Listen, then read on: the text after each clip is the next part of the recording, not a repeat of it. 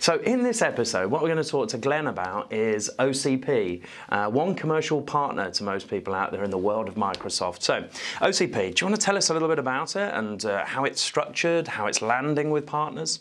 Sure, yeah. So one commercial partner, last year, or the beginning of this financial year, we consolidated all of our partner teams. Previously, and you'll be aware of this, you were managed out of my old SMB team. We used to segment partners into SMB, corporate enterprise.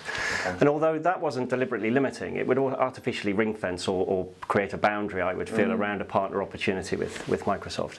What we've done with one commercial partner is we've brought all of those teams together in one team. And what it does internally is it makes it much easier, much more clear for sales teams and technical teams to engage with the partner community because they know where we all are.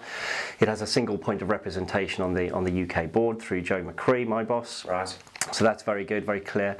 And for partners externally, those boundaries have gone away. So whether you're working through your partner development manager, engaging in cloud workshops and other demand gen activity through the go-to-market team, or you're engaged with an enterprise or a territory channel manager connecting you to opportunities, you have access to the entire portfolio, you have access to our entire customer base as well. Okay, that's good. So the boundaries are gone. What's really important to me, and I guess other partners out there, is from a go-to-market perspective, that's all about marketing. It's all about Microsoft understanding who we are as a partner, what we're good at. Yeah. So what's the first port of call for us as a partner to showcase ourselves to to Microsoft? So I think the most important thing for a partner is to be very clear on what your IP is or what your unique value is, I guess, to our customer base, our shared customer base.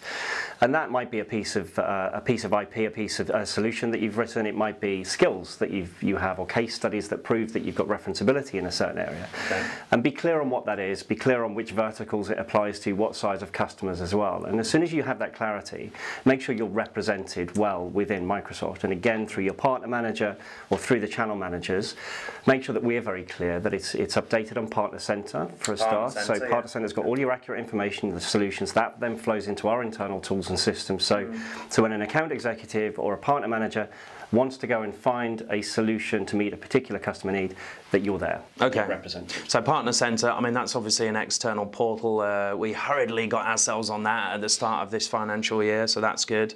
Yeah, I think you're right. That's the way to showcase yourself, first of all. And then, obviously, shout about it on your website. Make sure your sectors are there. Make sure all your IP, as Glenn's saying, is up there on your website.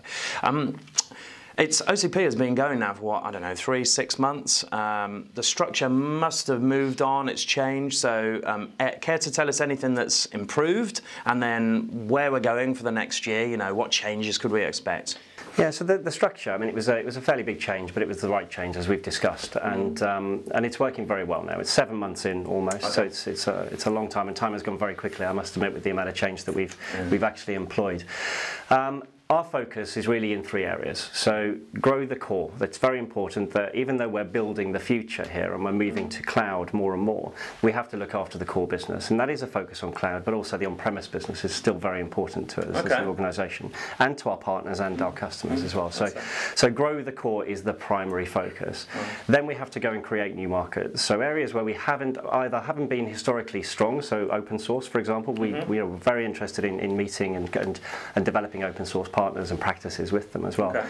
Or emerging areas like AI, go and develop new practices in AI, whether that be with traditional partners like SIs or service providers, or with ISVs as well. Okay.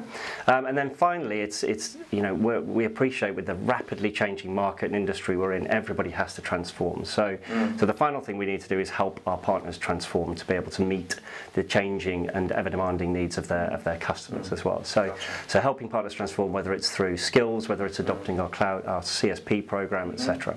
Okay, that's interesting. So in the next section, what we're going to talk about is something similar to that, maybe quantum computing and AI.